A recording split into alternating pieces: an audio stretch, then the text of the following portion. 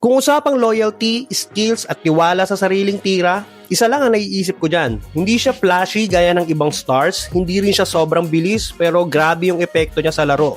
Yung one-legged fadeaway niya, halos lahat ng superstars sinusubukang kopyahin. Siya rin yung dahilan kung bakit naging legit ang mga European players sa NBA. Ngayong part 31 na ng ating NBA Did You Know, alamin naman natin ang mga bagay na hindi madami ang nakakaalam kay Dirk Werner Nowitzki. Believe it. No timeout for Dallas. 5 seconds to go.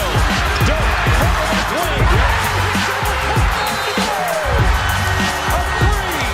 Si Dirk Nowitzki ay na-draft bilang 9th overall ng Milwaukee Bucks. Yes, Bucks ang pumili sa kanya pero that night, tinrade din agad nila papuntang Dallas Mavericks kapalit ng 6 at 19 pick. Nung rookie year ni Dirk, nahirapan siya mag-adjust sa NBA. Hirap sa laro, hirap din sa culture sa US. Umabot pa sa point na gusto na niyang umuwi pabalik ng Germany.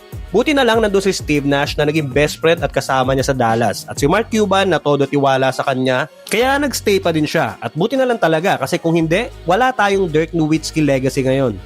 Ang tamang bigkas ng pangalan ni Dirk ay Dirk Nowitzki. Kasi sa German, ang W ay nagtutunog V. Kaya ganyan din ang basa sa magkapatid na German na si Moritz at Franz Wagner.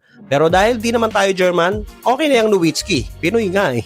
Off the court, athletic at musically inclined din si Dirk. Marunong siyang tumugtog ng saxophone, piano at guitar. Tinuruan siya ng kanyang mentor to promote balance and mental focus. At bago siya maging basketball star, mahilig din siya sa tennis. And in fact, muntik pa nga siyang maging tennis pro kung hindi lang siya naging 7-footer. At dahil sa hilig niya sa tennis, gumawa siya ng charity events gaya ng Pro Celebrity Tennis Classic na ginagawa niya sa Dallas para makalikom ng pondo through the Dirk Nowitzki Foundation.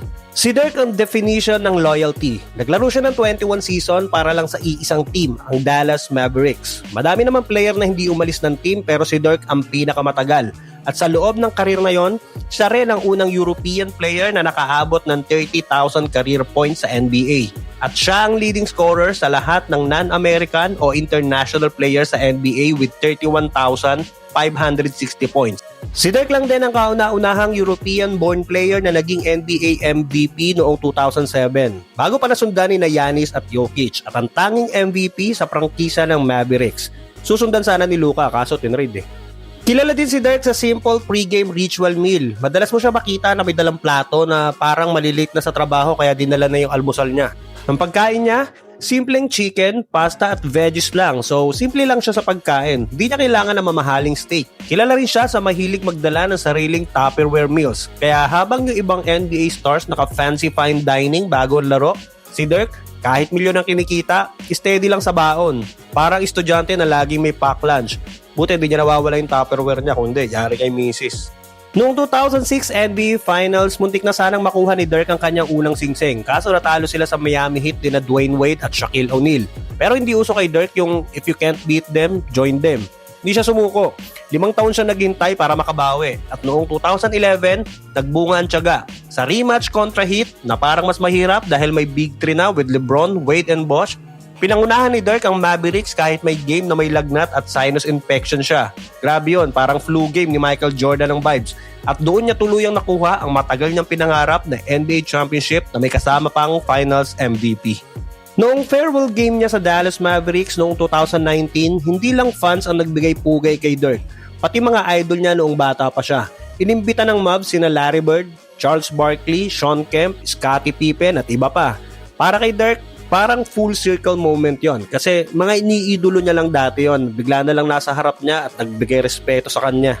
At dahil sa mga ambag niya sa city ng Dallas, nagpagawa ang Mavs ng Dirk Nowitzki statue sa labas ng Mavericks Arena bilang parangal sa kanyang kontribusyon. At hindi lang yon, ipinangalan din sa kanya ang isang kalye malapit sa arena at tinawag itong Nowitzki Way. Kaya kahit retired na siya, literal na nakatatak na ang pangalan niya sa City of Dallas. At yan ang ilan sa mga interesting things sa isang German wunderkind na naging mukha ng Dallas Mavericks. From almost quitting sa rookie year hanggang sa pagiging champion, MVP at noong 2023 na-induct sa Naismith Memorial Basketball Hall of Fame. Paki-like ng ating video kung nagustuhan mo and please follow or subscribe ng ating channel baka naman para sa susunod pang NBA Kwentuhan.